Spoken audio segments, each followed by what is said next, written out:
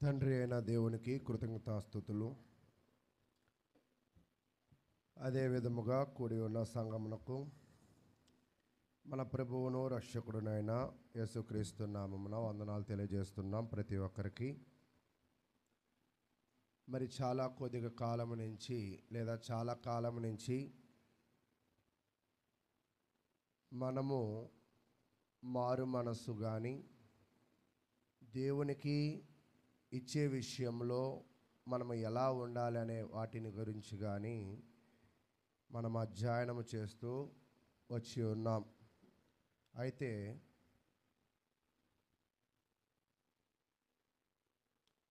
ఈరోజు మనము గతంలో లాగా మరలా పుస్తకాల స్టడీని ప్రారంభిద్దాం. ఒకవేళ ఒక ప్రశ్న అడిగి ముందుకు వెళ్ళిపోతాను. గతంలో చదివిన లాస్ట్ పుస్తకం ఏది అనేది మీకు ఏమైనా గుర్తుందా? గతంలో చదివిన లాస్ట్ పుస్తకము హోషియా అందరికీ గుర్తుంది. అయితే నేను అడగాల్సిన ప్రశ్న ఏంటంటే దానిలో ఎన్ని అధ్యాయాలు ఉన్నాయి అని అడగాలనుకుంటున్నా. 6 ఉన్నాయి. Very good. ఇంకా అదిగోండి తీస్తున్నారుగా బైబిల్లో 9 ఉన్నాయా? ఇంకా అంటే మనము 14 అధ్యాయాలు నేను గొంతు చించుకుని చెప్పినా మీకు నేను 6 అధ్యాయాలు చెప్పినట్టుగానే అనిపించింది అన్నమాట. కాబట్టి నేను బాగా చెప్పానా? మొన్న కూడా ఒకళ్ళు అంటున్నారు, బ్రదరు ప్రసంగం చెప్తే మీరు చెప్పినట్టు లేదన్నారు. అదేం కాదు, ఇదే కాలము చలికాలం కదా, టైం తెలియదు. నేను చెప్పినా కాదు, ఎవరు చెప్పినా అలాగే ఉంటుంది. అంటే ఒక్కోసారి అలా జరుగుతూ ఉంటుంది అన్నమాట. సరే, ఈరోజు మనము యావేలు గ్రంథమును గురించిన అధ్యయనంలోకి ముందుకు వెళదాం. పాత నిబంధనలో మరి ఎవరైనా మొదటి తీసినట్లయితే పేజీ నెంబర్ని తెలియజేయండి. 752వ పేజీలో యావేలును గురించిన అధ్యయనం అనేది మనం చూస్తూ ఉంటాం. యావేలు గురించిన అధ్యయనము మొట్టమొదటిగా, ఒకవేళ ఈ యావేల్ని మీకు ఒక చిన్న ప్రశ్న అడిగి మరలా ముందుకు వెళ్తా. ఒకవేళ తెలుగులో నా పేరేముంటుంది? అనిల్ అని ఉంటుంది. ఇంగ్లీష్లో, హిందీలో, ఏ భాషలో అయినా అనిల్ అనే ఉంటుంది. కానీ కొన్ని పేర్లు చూస్తున్నప్పుడు తెలుగుకి ఇంగ్లీష్కి కొంత వ్యత్యాసం అనేది ఉంటుంది. అయితే తెలుగులో యావేలను చూస్తాము, కానీ ఒకవేళ ఇంగ్లీష్లో చూస్తున్నప్పుడు జోయల్ అని చూస్తామన్నమాట. అంటే JOEL, జోయల్ అని చూస్తాం. ఈ పేరుకి అర్థం ఏమిటి అంటే యెహోవా దేవుడు. అంటే యావేలు లేదా జోయల్ అనే పేరుకి అర్థం ఏమిటి అంటే యెహోవా దేవుడు అని అర్థము. అయితే ఈ యావేల్ అనే పేరు బైబిల్లో చాలా సందర్భాల్లో కనపడిద్ది, కానీ ఒక్కొక్క యావేలు ఒక్కొక్క జీవితాన్ని చెప్పిద్ది. అందరు యావేలులు ఒకటి కాదు. అయితే ప్రియులారా, ఈ యావేలు పేరుకి అర్థము యెహోవా దేవుడు. ఈ యావేలు చేసే పని ఏమిటి అనేది చూస్తున్నప్పుడు ఈ యావేలు పని ప్రవర్త అనగా ఏమిటి అంటే దేవుని మాటలను ప్రజలకు తెలియజేసే వ్యక్తిని ఏమంటారంటే ప్రవర్త అంటారు. అంటే ప్రవర్త అనగానే మనం ఇతనిని ఎలా చూడాలి అంటే దేవుని మాటలను అందించే ఒక వ్యక్తి ఈయన. అంటే దేవునితో మాట్లాడగలిగే ఒక యాక్సెస్, అంటే ఒక అనుమతి కలిగిన వ్యక్తి ఈయన అని మనం చూడవచ్చు. అయితే ప్రియులారా, ఈ యావేలు పుస్తకాన్ని రాసింది ఎప్పుడు అంటే చాలామంది ఏమంటారంటే క్రీస్తు పూర్వము 900 ఒకళ్ళు అంటారు, కొంతమంది 400 కొంతమంది అంటారు, కొంతమంది 830 అని అంటారు. కానీ ఇది ఫలానా సమయంలో రాయబడిందని ఎక్కడా కూడా సరైన నిర్ధారణ లేదు. అయితే ఈ పుస్తకము యొక్క ఉద్దేశం, ఇప్పటిదాకా మనం ఏం చదువుకున్నామంటే యావేలు అర్థము యెహోవా దేవుడు. పుస్తకం రాసిన కాలము తెలియదు. అయితే రాసిన ఉద్దేశం, ఈ యావేలు ఎందుకు రాశాడు లేదా ఎందుకు దేవుని వాక్యాన్ని ప్రకటించాడు అనేది చూస్తున్నప్పుడు, పుస్తకం యొక్క ఉద్దేశం చూస్తున్నప్పుడు భూమిని గురించిన విపత్తును తెలియజేశాడు. విపత్తు తెలియజేసిన మొట్టమొదటి మానవుడు ఎవరంటే మీరేం చెప్తారు? విపత్తును గురించిన, మరలా నా ప్రశ్న అడుగుతున్నాను, చూడండి, అందరూ వినండి. విపత్తును గురించిన మొట్టమొదటిగా ప్రవచించిన ప్రవక్త ఎవరంటారు? అంటే దేవుని మాటలను, రాబోయే సంఘటనలను ప్రవచించిన వాళ్ళు ఏమవుతారు? ప్రవక్త అవుతారు. విపత్తు అంటే ఏమిటి అసలు? అంటే వాతావరణంలో జరిగే సమస్యలను ఏమనొచ్చు? విపత్తులుగా చూడొచ్చు. మొట్టమొదటిగా వాతావరణంలో వచ్చే సమస్యలను చెప్పిన వాళ్ళు ఎవరు? నోవాహే. అంటే మరలా దానికి వేరే ఆన్సర్ ఏమీ కూడా లేదు. అంటే మొట్టమొదటి విపత్తును చెప్పింది నోవాహు. అంటే చూడండి, దేవుని గ్రంథంలో చాలామంది రచయితలే కానీ, ప్రవక్తలే కానీ, భక్తులే కానీ బోధించేటప్పుడు ఎక్కువ కాన్వర్జేషన్, అంటే ఎక్కువ మాటలు, ఎక్కువ బోధ అంతా కూడా ప్రమాదకరమైన పరిస్థితులను హెచ్చరిస్తూ వచ్చా. అంతేనా? అయితే ఈ యావేలు కూడా ఏం ప్రవచిస్తూ ఉన్నాడంటే, రాబోయే కాలంలో ఒక విపత్తు వస్తుంది అని ప్రవచించాడు. పుస్తకం యొక్క ఉద్దేశం ఏంటంటే విపత్తు. అయితే ఈ యావేలు ఏ రాజ్యానికి ప్రవక్త అంటే, ఇశ్రాయేలులో 2 రాజ్యాలు ఉన్నాయి. ఒకటి యూదా రాజ్యము, అది ఎటు దిక్కున ఉన్నది? దక్షిణ దిక్కు ఉన్నది, అంటే ఇటువైపు. ఉత్తర రాజ్యము ఉత్తర దిక్కున ఉన్నది, ఇటువైపు ఇశ్రాయేల్ రాజ్యం. అయితే ఈ యావేలు ఏ రాజ్యంలో ప్రవక్త? యూదానా?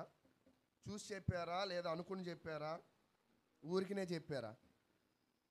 అంటే ఇతను యావేలు అనే వ్యక్తి ఏ యొక్క రాజ్యానికి ప్రవక్త అంటే, గమనించినప్పుడు ఇతను యూదా రాజ్యంలో ఉండే ప్రవక్త అని అనుకుంటున్నారా, లేదా ఇశ్రాయేలు రాజ్యంలో ఉండే ప్రవక్త అనుకుంటున్నారా? అసలు కొంతమంది ప్రవక్తలు ఫలానా రాజ్యానికి ప్రవక్త అని ఎక్కడ కూడా చెప్పబడని ప్రవక్తలు కూడా ఉన్నారు. మరి ఇతను ఏ రాజ్యానికి ప్రవక్త అంటే దక్షిణ రాజ్యం, అంటే యూదా రాజ్యం. యూదా రాజ్యంలో ఇతను ప్రవక్తగా ఉన్నాడు. అయితే ఇతను ఏమని సందేశిస్తున్నాడు అంటే, ఏమని ప్రకటిస్తూ ఉన్నాడు, ఏమని బోధిస్తూ ఉన్నాడు అంటే గమనించినప్పుడు చూడండి, ఇతని యొక్క ముఖ్య ఉద్దేశం ఏమిటి అంటే, ప్రభు దినం వస్తూ ఉంది, తెగుళ్ళు వస్తూ ఉన్నాయి, మీరందరూ కూడా ఏం చేయాలంటే మీ పనులను విడిచిపెట్టి, మీ పాపాలను విడిచిపెట్టి, మీ నిర్లక్ష్యాన్ని విడిచిపెట్టి ఏం చేయాలంటే దేవునిని వెతకాలి. అంటే యావేలు ప్రవక్త యూదా రాజ్యంలో ప్రజలకు ఏం తెలియజేస్తూ ఉన్నాడంటే, మీరందరూ కూడా దేవునిని వెతకండి అని చెప్తున్నాడు. అంటే ఇప్పటిదాకా వీళ్ళు ఎవరిని వెతికినట్టు? దేవుణ్ణి వెతికినట్ట? కొంతమంది అంటాం సరిగా చూడరా మరలా అంటాం, అంటే ఇందాక సరిగా చూసినట్ట? చూడలా. అంటే ఇక్కడ ప్రజలందరూ కూడా దేవునిని వెతకడం లేదు. ఇక్కడ ప్రజల పరిస్థితి ఎలా ఉన్నది అంటే పాపములో ఉన్నారు. ఇక్కడ ప్రజల పరిస్థితి ఎలా ఉన్నదంటే దేవునికి కోపము తెప్పించే విధానంలో వీళ్ళు ఉన్నారు అని మనకి అర్థమవుతూ ఉన్నది. అయితే ఇక్కడ దాకా మనము స్టడీ చేసాం. చూడండి, యావేలు పేరుకు అర్థము యెహోవా దేవుడు. ఈయన ఏమి ప్రకటిస్తూ ఉన్నాడంటే, ముఖ్య ఉద్దేశము విపత్తు వస్తుందని. ఈయన బోధలు ఏమున్నాయంటే, మీరందరూ కూడా పశ్చాత్తాపము పొందాలి, దేవునిని వెతకాలి అనే విషయాలను తెలియజేస్తున్నాడు. పుస్తకము రాసిన కాలం ఏదైనా ఉన్నది అంటే కాలము దానికి లేదు. అంటే ఏదో ఒక కాలంలో రాశారు కానీ పిన్ పాయింటెడ్గా మనకి ఏమి కూడా చెప్పడం లేదు. అయితే చదువుకుందాం. చూడండి, యావేలు గ్రంథము 1వ అధ్యాయం. యావేలు గ్రంథము 1వ అధ్యాయము 13వ వచనం నుంచి మనము పరిశీలన చేద్దాం. ఈ 13వ వచనంలో సబ్ టైటిల్ అంటారు కదా, సబ్ టైటిల్ అంటే ఏంటంటే, ఈ యావేలు ఏం చెప్తున్నాడంటే ప్రజలందరికీ కూడా పిలిచి నోవాహు కూడా చూడండి, సువార్త ప్రకటన ఇంటింటికి వెళ్ళి చేశాడా, వచ్చే వాళ్ళకి మాత్రమే చేశాడా? ఇంటింటికి వెళ్ళి చేశారు.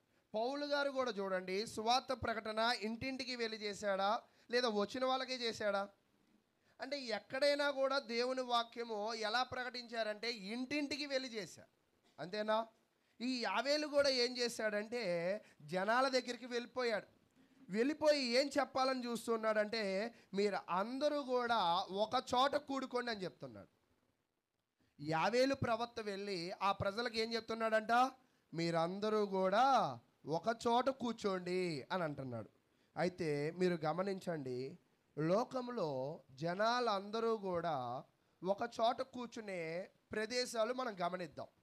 మొదటిగా సంతోషపడే కార్యక్రమాలు, అంటే పెళ్ళి, ఫంక్షన్లు, బర్త్డేలు, ఇవన్నీ కూడా సంతోషంగా. ఈ సంతోషమైన కార్యక్రమాల్లో మనం ఏం చేస్తాం? ప్రతి ఇంటికి వెళ్ళి ఒక కార్డు ఇచ్చి, లేదా నోటి మాటగా పిలిచి, లేదా కొన్ని సాంప్రదాయాల ప్రకారం బొట్టు పెట్టి వాళ్ళని ఏం చేస్తాం? మేము పలానా రోజు ఒక కార్యక్రమం పెట్టుకుంటున్నాం, మీరు కూడా రండి అని చెప్తారు, అంతేనా? అయితే యావేలు కూడా ఏం చెప్తున్నాడంటే మీరు అందరూ కలిసి ఉండండి ఒక చోట అంటున్నాడు. అయితే కలిసి ఉండే దానిలో లోకంలో సంతోషకరమైన విషయాల్లో కలిసి ఉంటాం. రెండవది, జనాలందరూ కూడా ఒక చోట ఒకసారి ఇంకోసారి పోగవుతాం. ఎప్పుడంటే బాధాకరమైన కార్యక్రమాలు, అంటే ఒకరికి ఎవరికైనా అనారోగ్యంగా ఉన్నప్పుడు, లేదా ఒకరు ఎవరైనా కూడా మరణించినప్పుడు, అటువంటి సందర్భాల్లో మనం ఏం చేస్తామంటే అందరము కూడా కలిసి ఉంటాం. అక్కడ ఒక ఏదో జరుగుతుంది మనకు అర్థమవుతుంది అన్నమాట. కాబట్టి ప్రియులారా, జనాలందరూ కలిసేది రెండు సందర్భాలు. ఒకటి సంతోషకరమైన కార్యక్రమం అవ్వచ్చు, రెండు, నా మాట అర్థమవుతుందా మీ అందరికీ, బాధాకరమైన కార్యక్రమము అవ్వచ్చు. అయితే ఇప్పుడు యావేలు వీళ్ళందరినీ కలిసి ఉండమన్నాడు. ఎందుకు ఉండొచ్చు? బాధపడడానికా, సంతోషపడడానికా అనేది చూద్దాం. యావేలు గ్రంథము 1వ అధ్యాయము 13వ వచనం నుంచి మనం చదువుకుందాం. యాజకులారా, గోనె పట్ట కట్టుకుని అంగలార్చుడి, బలిపీఠమునొద్ద పరిచర్య చేయవారులారా. అంటే మీకు అర్థమైపోయింది, మొదట ఓడే సంతోషపడడానికి కలవమన్నాడా, బాధపడడానికి కలవమన్నాడా? బాధపడడానికి కలవమన్నాడు. ఎవరు? యావేలు చెప్తున్నాడు. ఎవరికి చెప్తున్నాడు అంటే, మొట్టమొదటిగా పరిశీలన చేస్తున్నప్పుడు అక్కడ పరిచర్య చేసేవాళ్ళు, అంటే దేవుని మందిరంలో పరిచర్య చేసే యాజకులను. అంటే యావేలు వెళ్ళి ఎవరితో మొదట మాట్లాడాడంట? యాజకులారా, మీరు మీ పనులన్నీ ఆపేయండి, మీరందరూ కూడా ఒక ప్లేస్కి వచ్చేయండి. తరువాత మళ్ళీ ఎవరి దగ్గరికి వెళ్ళాడంటే, పరిచర్య చేసే, అంటే దేవుని మందిరంలో పరిచర్య చేసే ఉన్న వాళ్ళు ఉంటారు కదా, వాళ్ళని కూడా పిలిచాడు. తర్వాత ఏం చెప్తున్నాడంటే, మరి మనం గమనిస్తూ ఉన్నప్పుడు ఆయన పెద్దలు, ఊరిలో ఎవరైతే పెద్దలు ఉన్నారు, అంటే ముందు యాజకులను పిలిచాడు, రెండు పనిచేసే వాళ్ళని పిలిచాడు, మూడు ఊరిలో ఉన్న పెద్దలను పిలిచాడు, నాలుగు ఊరిలో జనాలందరూ కూడా వచ్చాను. అంటే లోకల్లో కూడా మనం అంటాం, మోటా ముళ్ళు మొత్తం సర్దుకుని వచ్చేవాళ్ళు మా ఇంటికి అంటారు. అలాగే యావేలు ప్రవక్త కూడా ఏం చెప్పాడంటే, యాజకులారా, పరిచర్య చేసేవారులారా, పెద్దలారా, జనులారా, మీరు అందరూ కూడా మీ పనులను విడిచిపెట్టి మీరేం చేయాలంట? ఒక చోట కూడుకోండి, మీరందరూ ఒక చోట అసెంబ్లీ అవ్వండి. అంటే ఏదో ముఖ్యమైనది ఉంది. ఏంటి ఆ ముఖ్యమైనది అంటే, అక్కడ చెప్తున్నాడు, యాజకులారా, గోనె పట్ట కట్టుకుని అంగలార్చుడు. అంటే మీరు అందరూ ఒక చోట కూర్చుని ఏం చేయాలంట? ఏడవాలి. అదేంటి? ఎందుకు ఏడవాలి? ఇప్పుడు కొంతమంది చనిపోతూ ఉంటారు. చనిపోతూ ఉన్నప్పుడు, ఉదాహరణకి రీసెంట్గా సత్యవతి గారు చనిపోయారు. చనిపోయినప్పుడు తిరునాళ్ళమ్మ గారికి ఏడుపు వచ్చింది, లేదా కందివలసి వెంకటలక్ష్మి గారికి ఏడుపు వచ్చింది, వాళ్ళ ముగ్గురు కూతుళ్ళకి ఏడుపు వస్తాయి. ఒకవేళ స్థానిక సంఘ సేవకుడు కాబట్టి, ఆ మంచామ కాబట్టి నాకు కూడా ఏడుపు రావచ్చు, రాకపోవచ్చు. కానీ ఇక్కడ ప్రవక్త ఏం చెప్తున్నాడంటే, మీకు ఏడుపు వచ్చినా రాకపోయినా మీరందరూ ఏం చేయాలంట? ఏడవాల్సిందే. ఎందుకు ఏడవాలి? ఏడ్చే విధానం కూడా చెప్తూ ఉన్నాడు. అంటే కొంతమంది బాధను ఎలా వ్యక్తపరుస్తారంటే, అన్నం తినడం మానేసి వ్యక్తపరుస్తాడు. అంతేనా? కొంతమంది బాధను ఎలా వ్యక్తపరుస్తారంటే ఇంటికి రాకుండా వ్యక్తపరుస్తారు. కానీ ఇక్కడ యావేలు ఏం చెప్తున్నాడంటే మీరందరూ ఏడవండి. ఎలా ఏడవాలో కూడా చెప్తున్నాడు. అంటే ఏడ్చే విధానం కూడా చెప్తున్నాడు. ఎలా ఏడవాలంటే గోనె పట్ట కట్టుకుని. అంటే మీ శరీరాల మీద ఏమి ధరించుకోవాలంట? గోనె పట్ట కట్టుకుని మీరు ఏడవాలి. అయితే మీరందరూ కలుసుకుని ఏం చేయాలంట? ఏడవండి అని చెప్తున్నాడు. అయితే ఏడవండి అని చెప్పిన తర్వాత ఇక్కడ మీరు గమనించాల్సిన విషయం ఏమిటి అంటే, చూడండి, మరలా నేను చదువుతాను. దీనిలో అర్థం మీరు ఒకటి చెప్పాలి.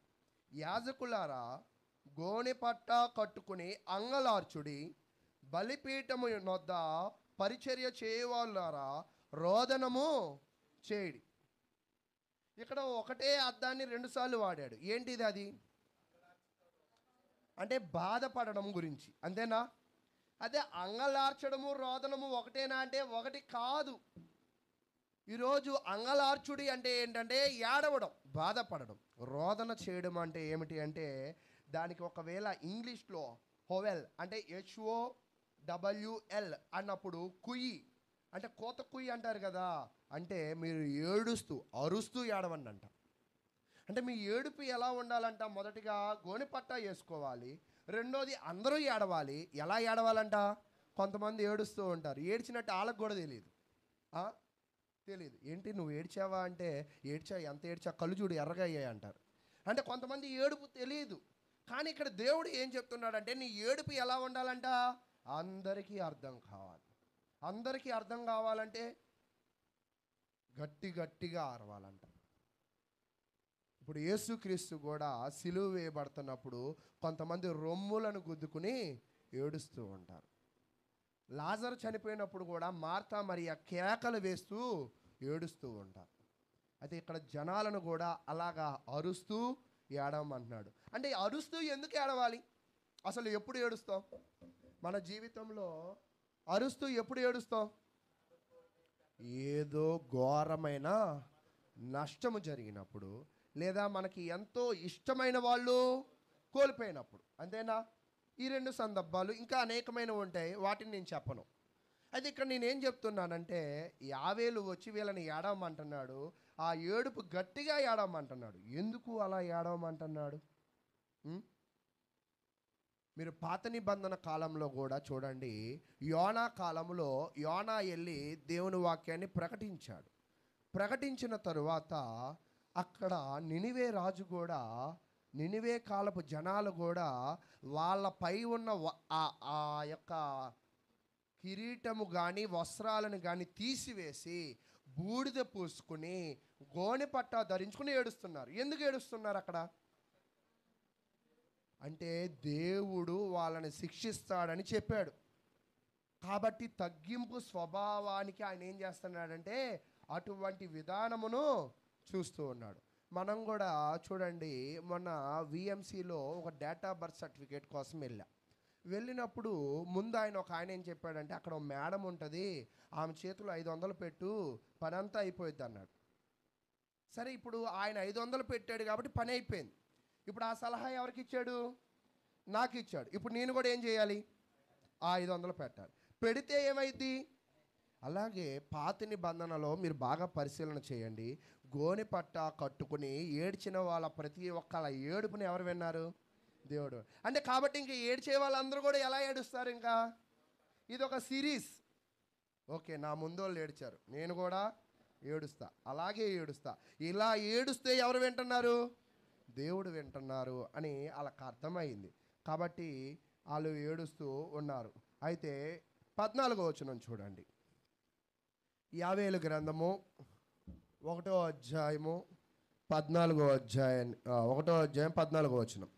ఉపవాస దినము ప్రతిష్ఠించుడి, వ్రత దినము ఏర్పరచుడి, యెహోవాను బ్రతిమాలు కొనుటకై పెద్దలను దేశములోని జనుల అందరినీ మీ దేవుడైన యెహోవా మందిరములో సమకూర్చుడి. అంటే ఇక్కడ ఏం చెప్తున్నాడంటే మీరందరూ కూడా ఎందుకు ఏడవాలి, ఎందుకు ఒకటిగా ఉండాలంటే దేవునిని మీరేం చేయాలంట? బ్రతిమాలుకోవాలి. మీరు దేవుని బ్రతిమాలుకోవడానికి కూడా ఒక టైం ఫిక్స్ చేసుకోండి. ఈరోజు మనం కూడా చూడండి, పెళ్లి జరుగుతున్నప్పుడు కూడా మొన్న కూడా ఒకళ్ళు పెళ్ళికి నవంబర్ 8 నన్ను పెళ్ళికి పిలిచారు. అయితే ఆ పెళ్ళిలో వాళ్ళు కూడా ఏం చెప్తున్నారంటే, మా పెళ్ళి 11 గంటల 12 నిమిషాలకి అయిపోవాలి అని చెప్తున్నాడు. ఎవరికి చెప్తున్నాడు? పెళ్లి చేసే వాళ్ళకి చెప్తున్నాడు. అంటే ఈరోజు కొన్ని ముఖ్యమైన కార్యక్రమాలు ఒక టైం ఫిక్స్ చేసుకుంటాం మనం. ఆపరేషన్ కూడా చూడండి, అమ్మా నీకు ఆపరేషన్ చేస్తా, 11ంటికి నువ్వేమైపోవాలి, రెడీగా ఉండాలి అని చెప్తున్నాడు. అంటే ముఖ్యమైన వాటి దేనికైనా కూడా ఒక టైం ఫిక్స్ చేసుకుంటూ ఉంటాం. అయితే దేవుడు కూడా యావేలు ప్రవక్త ద్వారా ఏం చెప్తున్నాడంటే, మీరు ఏడవండి, గోనెపట్ట కట్టుకోండి, అందరూ కలిసి ఏడవండి, అరుపులతో ఏడవండి, ఒక టైం దానికి ఫిక్స్ చేసుకోండి. చూడండి, లేవి కాండము 16వ అధ్యాయము 29వ వచనాన్ని మనం పరిశీలన చేద్దాం. లేవి కాండము 16వ అధ్యాయము 29వ వచనాన్ని నుంచి మనం పరిశీలన చేద్దాం. పాత నిబంధన కాలంలో ఇదేమీ కొత్త కాదు. వాళ్ళు ఉపవాస దినాలు ఏర్పరచుకుని, ప్రత్యేకమైన రోజులు ఏర్పాటు చేసుకుని వాళ్ళు ఏం చేసేవాళ్ళంటే, దేవుని కోసం దేవునికి మొరపెట్టుకునేవాళ్ళు, అంటే దేవునిని బ్రతిమాలుకునేవాళ్ళు. 16వ అధ్యాయము 29వ వచనం, ఇది మీకు నిత్యమైన కట్టడ, స్వదేశులే కానీ మీ మధ్య నుండి పరదేశులే కానీ మీరందరూ 7వ నెల 10వ నాడు ఏ పనైనను చేయక మిమ్మును మీరు దుఃఖపరుచుకొనవలెను. అంటే పాత నిబంధన కాలంలో మరి గోనెపట్ట పట్టుకుని ఏడవడం, ఒక ప్రత్యేకమైన దినం ఏడవడం వాళ్ళకి అలవాటే. ఆ అలవాటుని ఎవరు గుర్తు చేస్తున్నారు? యోవేలు అనే ప్రవక్త గుర్తు చేస్తున్నారు.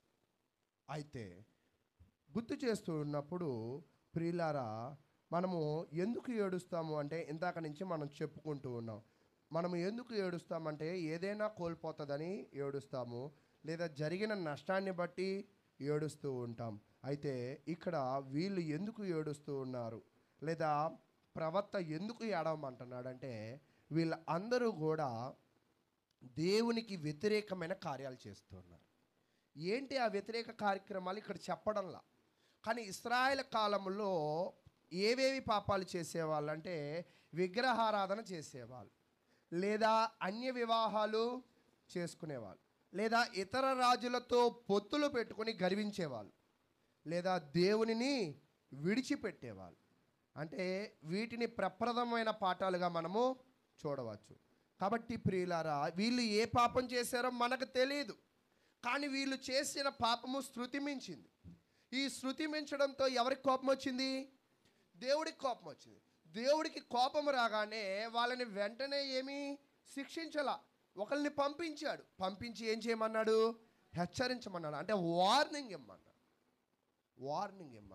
ఈ యావేలు వెళ్ళి ఆ దక్షిణ రాజ్యంలో యోధా ప్రజలకు వార్నింగ్ ఇస్తున్నాడు. అయ్యా, మీరు ఏడవండి, అందరూ కలిసి ఏడవండి, ఒకే స్థలంలో ఏడవండి అని చెప్తూ ఉన్నాడు. ఒక రోజు నియమించుకోండి అని చెప్తున్నాడు. అయితే ఇప్పటిదాకా మనం ఏం చూసామంటే, యావేలు యొక్క హెచ్చరికను చూసాం. అయితే ఏమని హెచ్చరించాడు అంటే, చూడండి, మీ టైం అయిపోయింది. లోకల్లో కూడా అంటూ ఉంటాం, ఇంకా నిన్ను చూసి చూసి నేను విరక్తి పుట్టింది, ఇంకా నిన్ను నేను భరించలేను. అలాగే ఇశ్రాయేలు పాపాలు చూసి చూసి చూసి దేవుడు ఏమయ్యాడంటే, చాలా టార్చర్, అంటే చాలా బాధ అనుభవించాడు. అందుకే వీళ్ళని ఏం చేయమంటున్నాడంట? మీ బుద్ధులను మార్చుకోండి అని చెప్పాడు. అయితే 15వ వచనం చూద్దాం. ఆహా, యెహోవా దినము వచ్చెనే, అది ఎంత భయంకరమైన దినము, అది ప్రళయము వలనే సర్వశక్తిని యొద్ద నుండి వచ్చెను. అంటే యావేలు వచ్చి ఎందుకు ఏడవమంటున్నాడంటే, ప్రియులారా, మీరు ఇప్పటిదాకా జీవించిన విధానమును బట్టి, మీరు ఇప్పటిదాకా చేసిన పాపాలను బట్టి, మీరు ఇప్పటిదాకా దేవునికి విరుద్ధంగా నడుచుకున్న నడవడికను బట్టి మీకేమొచ్చిందంట? దేవుని కోపం వచ్చింది, దేవుని ఉగ్రత వచ్చింది. దానిని అక్కడ ఏం చెప్తున్నాడంటే, ప్రళయము వలె ఉండిద్దంట. దేవుని కోపం ఎలా ఉండిద్దంట? ప్రళయము వలె. ప్రళయము చెప్పొచ్చిద్దా? పోనీ ప్రళయము వస్తే కొంచెం టైం ఇవ్వు, నేను సర్దుకుంటానంటే కుదిరిద్దా? మీకు అర్థం కావాల్సింది ఏంటంటే, ప్రళయము వచ్చేటప్పుడే నోవాహుని దేవుడు ఏం చేశాడంటే ఎక్కడ ఉండమన్నాడు? అలా కాకుండా ఇంట్లో ఉన్నావు, ప్రళయం వస్తుంది వెంటనే వెళ్ళని చెప్పాడా?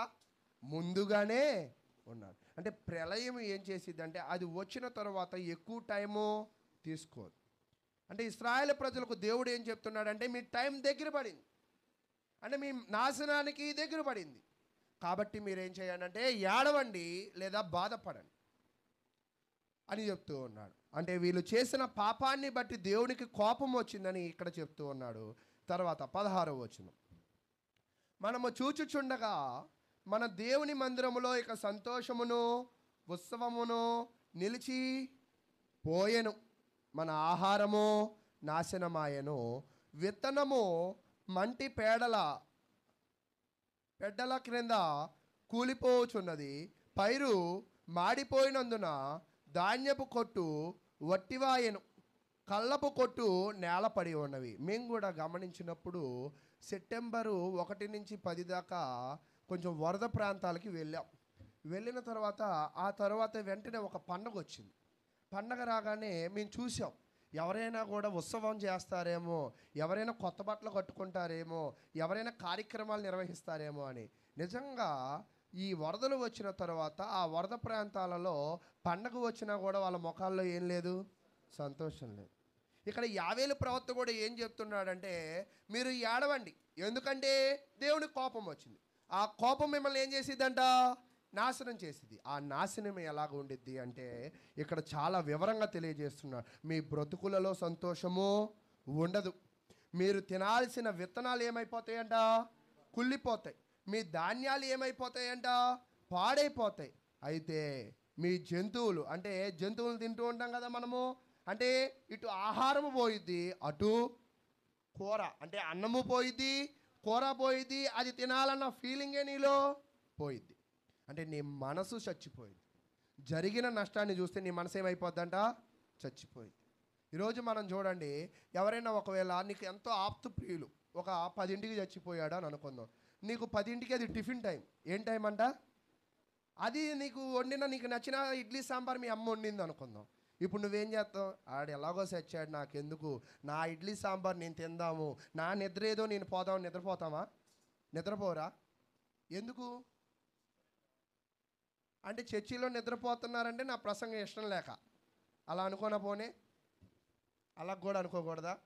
అంటే ఇక్కడ నేను ఏం చెప్పాలనుకున్న ప్రయత్నం చేస్తున్నానంటే దేవుడు వాళ్ళని ఎలా హెచ్చరిస్తున్నాడంటే వాళ్ళకి ఏం చెప్తున్నాడంటే మీరు యెహోవా దినాన్ని చూస్తారు. ఆ దినము ఎలా ఉండిద్ది అంటే మీ జీవితాల్లో సంతోషాన్ని తీసుకెళ్ళిపోయిద్ది, మీ జీవితంలో పంటలు తీసుకువెళ్ళిపోయిద్ది, ఆ పండిన ధాన్యాన్ని తీసుకువెళ్ళిపోయిద్ది, మీరు తినాలనుకున్న జంతువులను కూడా తీసుకువెళ్ళిపోయింది. అంటే వచ్చి ఏం చేసిద్దంట? అన్నీ తీసుకుపోయింది. కొంతమంది అంటావు, ఏమంటూ అడుగు పెట్టావు బాబు, మా జీవితంలో ఏమొచ్చిందంట? నష్టం వచ్చిందంట ఉంటాం. యెహోవా దినము ఒకవేళ వస్తే నీ బ్రతికేమైపోయిద్దంట? నష్టపోతావు అని చెప్తూ ఉన్నాడు. కాబట్టి ప్రియులారా, అంటే ఇక్కడ ఫస్ట్ మనకు దేవుడు ఏం తెలియజేస్తున్నాడంటే నీ శరీరానికి వచ్చే సదుపాయాలు, ధాన్యాన్ని ఆపేస్తా అంటాడు, ఆహార పదార్థాలను ఆపేస్తా అంటున్నాడు, లేదా నీ శరీరాన్ని పోషించే మాంసాలను కూడా ఆపేస్తా అంటున్నాడు.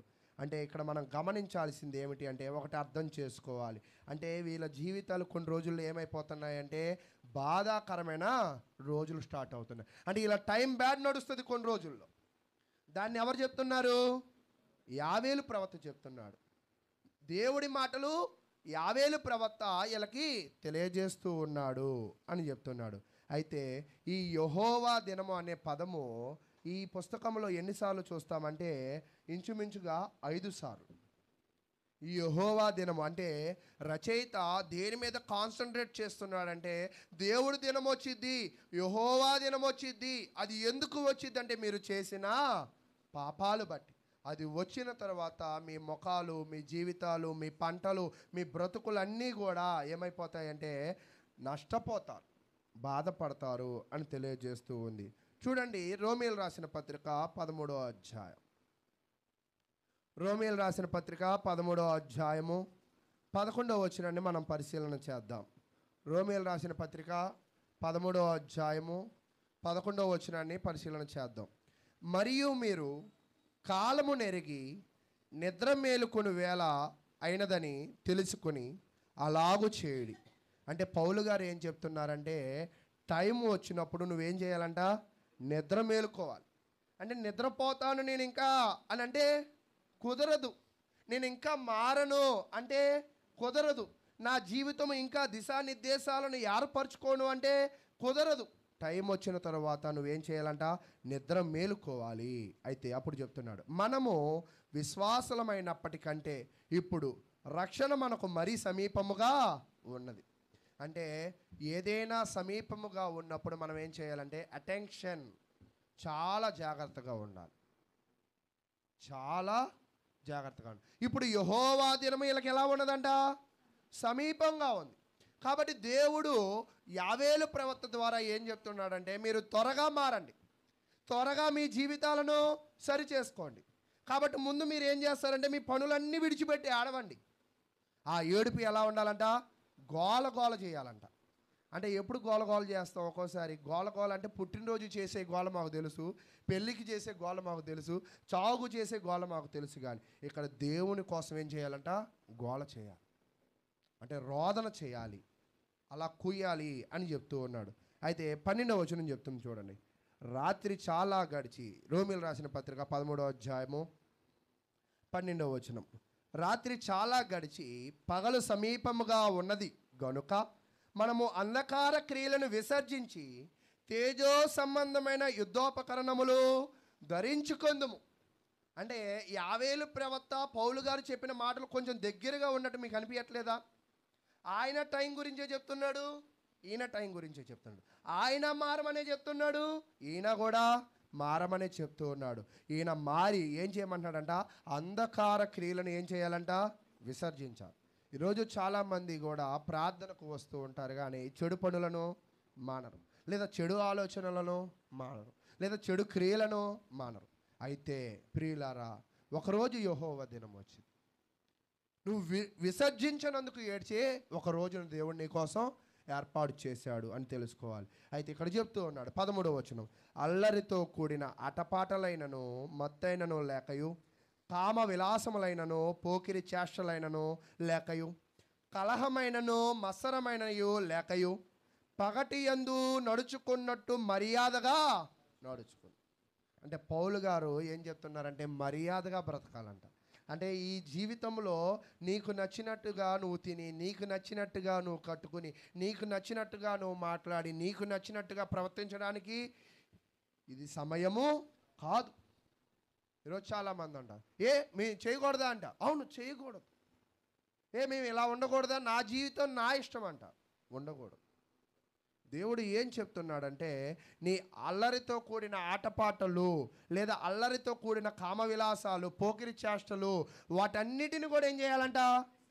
విసర్జించాలి, విడిచిపెట్టాలి. ఎందుకు విసర్జించమంటున్నాడంటే, కాలము దగ్గర పడింది, టైం దగ్గర పడింది.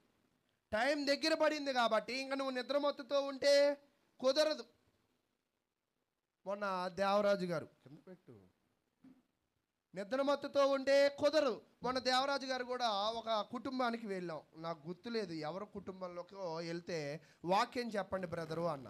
చెప్పండి అన్నప్పుడు ఆయన చెప్తూ ఉన్నప్పుడు ఇంకా నేను కళ్ళు మూసుకుని కిందకి దించా. అంటే ఏంటి అర్థం? శ్రద్ధగా వింటున్నాను కదా, నిద్రపోతున్నానన్నా. అయితే ఆయన రెఫరెన్స్ చెప్పగానే కళ్ళు తెరిచి రెఫరెన్స్ చదువుతున్నా.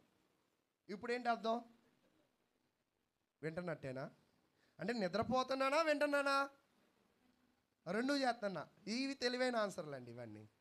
అంటే ఒక్కోసారి నిజంగా తెలివిగా ఉంటాం జనాలు. అంటే కళ్ళు అయితే బాగా అలిసిపోయాం, కళ్ళు మూసం. ఇదిగోండి నిర్మలమ్మ గారి ఇంట్లోనే ఇప్పుడు గుర్తొచ్చింది. అంటే కళ్ళు మూసుకుని ఇలా పడుకుంటున్నాను, మళ్ళా వాక్యం చదవగానే ఏం చేస్తున్నా? గ్రంథం తీసి చదివేస్తున్నా. అంటే అప్పుడు అడుగుతున్నాడు, అనిల్ పడుకుంటున్నావా లేదంటే? అంటే నిద్రపోవట్లే కానీ కళ్ళు బాగా మంటలుగా ఉన్నాయి బ్రదరు, అందుకే ఏం చేశానంటే కళ్ళు మూసుకుంటున్నా. అయితే ఆ కళ్ళు మూత ఏం చేసిందంటే ఈ శరీరాన్ని కాసేపు రిలాక్స్ అయిపో అని చెప్తుంది. అంటే ఈ కళ్ళు మూస్తే ఈ శరీరానికి ఏం సిగ్నల్ ఇచ్చినట్టే? ఇందాక చెప్తూ ఉన్నాడు ప్రేమ్ నిన్న, అన్న 2.5 కిలోమీటర్లు పరిగెత్తిచ్చారన్నా అన్న. ఎందుకన్నా? జెండా పాతదానికంట. అదేంటి జెండా పాడడానికి ఎందుకు పరిగెత్తిచ్చారు? అలాంటి సందర్భాలు ఏమైనా వచ్చాయంటే అవేం రావన్నా, కానీ ట్రైనింగ్ అన్న. ట్రైన్కి ఏదైనా ప్రమాదం వస్తే ఏం చేయాలంటే పరిగెత్తుకుని వెళ్ళి ఒక జెండా పాతాలన్న అన్నాడు. ఏ జెండా అది? నాకు పచ్చ జెండా ఇష్టం అని పచ్చ జెండా పాతాడు ప్రేమను. అప్పుడు ఏంటి దాని అర్థం? ఒరే బాబు, నీకు ఉద్యోగం ఇచ్చింది పచ్చ జెండానో తెలుపు జెండా కాదు, నియమ నిబంధనలతో కూడిన జెండాని నువ్వేం చేయాలంట? పాతాలి. అలాగే ఇక్కడ ఏం చెప్తున్నాడంటే దేవుడు సిగ్నల్ ఇచ్చేసాడు. ఏంటి సిగ్నల్? యెహోవా దినం వచ్చింది, ఏడవండి, కొన్ని రోజుల్లో నీకు టైము దగ్గర పడింది. ఎలా దగ్గర పడిందంటే నీ జీవితంలో సంతోషం ఉండదు, నీ జీవితంలో ఆనందం ఉండదు, నీ జీవితంలో పంట పొలాలు నాశనం అయిపోతాయి, ధాన్యాలు కూడబెట్టుకుని పాడైపోతాయి, జంతువులు నాశనం అయిపోతాయి అని చెప్తూ ఉన్నాడు. అయితే ఇప్పుడు నువ్వు పడుకుంటే ఎవరికి నష్టం? నువ్వు వెంటనే నిద్రలేగు. ఇంకా నేను పడుకుంటానంటే కుదరదు. అక్కడ యావేలు ఏదైతే చెప్పాడు, ఇక్కడ పౌలు గారు కూడా అదే చెప్పాడు. ఈరోజు నిజంగా మనకి వాక్యం వింటున్నప్పుడు నిద్ర వస్తుంది అని అంటే ఒకటి ప్రైమరీ రీజన్, చెప్పే వాక్యమును నువ్వు నిర్లక్ష్యం పెట్టావు. నిజంగా ధ్యాస ఉంటే నిద్ర వచ్చిద్దా? రాదు. ఒకవేళ వస్తుంది అని అనుకుంటారు, రాకుండా ఉండే విధముగా నువ్వేం చేయాలంట? అక్కడ ప్రిపేర్ అయి ఉండాలి. అక్కడ నువ్వు ప్రిపేర్ అయ్యి లేవు అంటే నువ్వు ఆరాధనలో సరైన విధముగా దేవునిని ఏం చేయట్లా? ఆరాధించట్లా. అంటే నువ్వు దేవునిని ఒక ప్రిపేర్డ్గా దేవునిని ఆరాధించట్లా. అంటే నీ జీవితంలో అక్కడ చూడండి, యావేలు వచ్చి ఏం చెప్తున్నాడంటే ఒక రోజు నియమించుకో, గోనెపట్ట కట్టుకో, ఏడువు, ఆ ఏడుపు అరుపులతో ఉండాలి అని చెప్పాడా? అంతేనా? అంటే ఇదంతా కూడా ఎలా ఉండమన్నాడు? ప్రిపేర్ కామంటున్నాడు. అంటే ఏడవాలన్నా దేవునిని మహిమపరచాలన్నా ఏమవ్వాలంట? ప్రిపేర్డ్గా ఉండాలి. అంటే ప్రిపేర్డ్గా చేసిన పనిని దేవుడు అంగీకరిస్తాడంటే అంగీకరించడు. అయితే ప్రియులారా, మన జీవితంలో కూడా మనం ఈ ఒక పని చేస్తున్నామంటే ఎలా ఉండాలంట? ప్రిపేర్డ్గా ఉండాలి అని తెలియజేస్తూ ఉన్నాడు. అయితే ఇక్కడ జరగబోతున్న నష్టాన్ని గురించి తెలియజేశాడు. అయితే చూడండి, ఏంటి, ఎలా నష్టాన్ని తీసుకొస్తాడు? మనకి అనిపించవచ్చు. ఇప్పటిదాకా ఏం చెప్పానంటే యావేలు ప్రవక్త వచ్చాడు, వచ్చి ఏం చెప్పాడు? ఏడవండి అని చెప్పాడు. ఎందుకు ఏడవమన్నాడు? యెహోవా దినం వచ్చింది కాబట్టి ఏడవమన్నాడు. ఎందుకు ఆ యెహోవా దినం వచ్చిందంట? మీరు చేసిన పాపాలు బట్టి వచ్చింది ఏడవమన్నాడు. అయితే ఎలా తెస్తాడు నష్టం? అది కూడా ఎక్స్ప్లెయిన్ చేశాడు. దానిని కూడా ఇప్పుడు మనకు ఒక్కోసారి కూడా లేట్ ఛార్జెస్ అని ఉంటాయి. మొన్న దేవరాజు గారు చూపిస్తున్నారు, 600 ఛార్జీ కట్టయిందని ఇలా అన్నారు. ఏ అన్న మినిమం బ్యాలెన్స్ 10,000 ఉంచాలి, నేను ఉంచట్లేదు అన్నాడు. మరి ఎందుకు అకౌంట్ తీసేయచ్చు కదా అన్న. తీద్దాం అని అనుకుంటున్నాను అన్నాడు.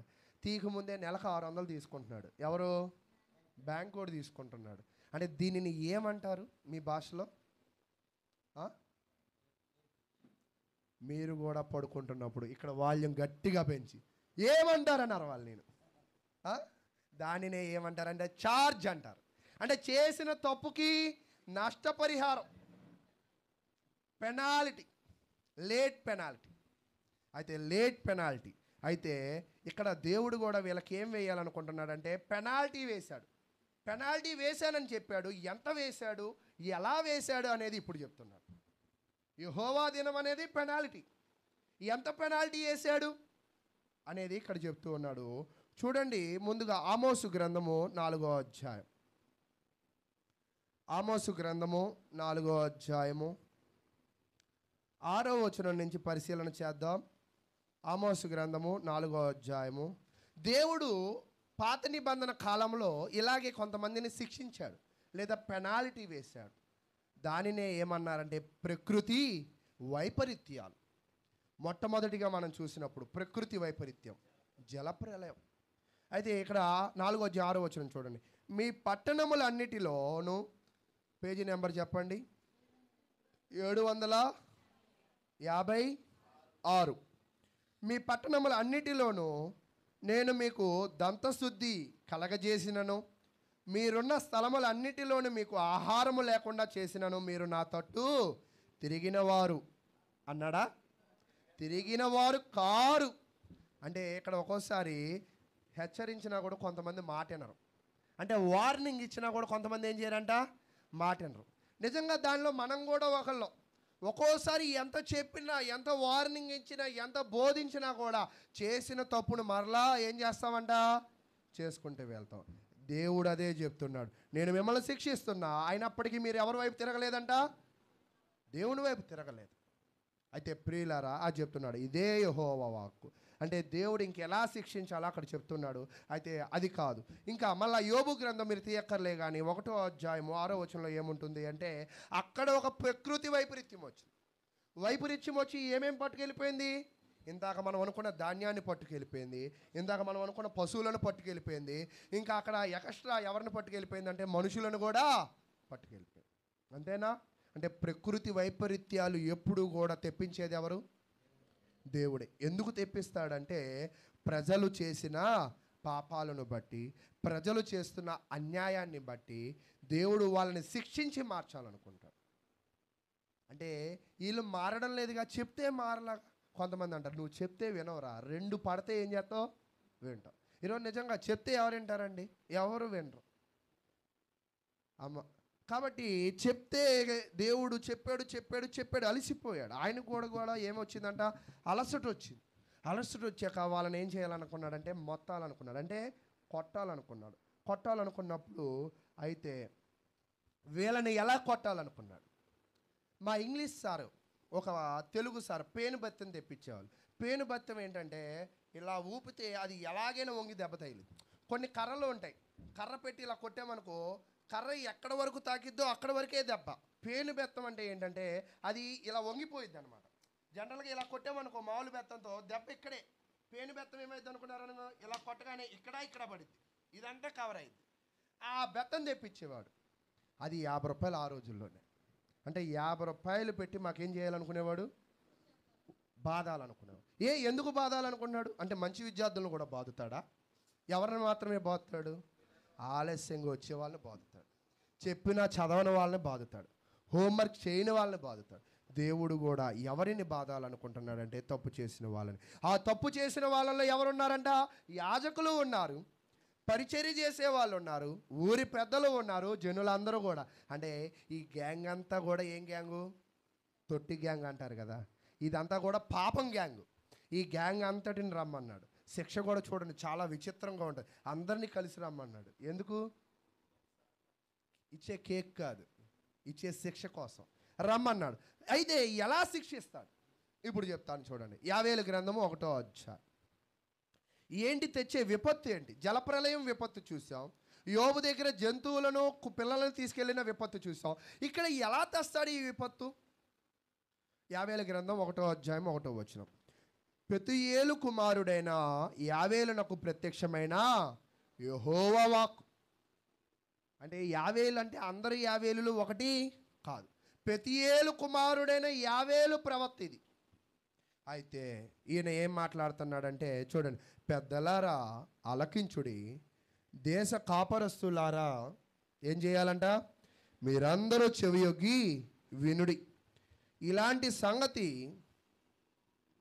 మీ దినములలో కానీ మీ పితరుల దినములలో కానీ జరిగినదా?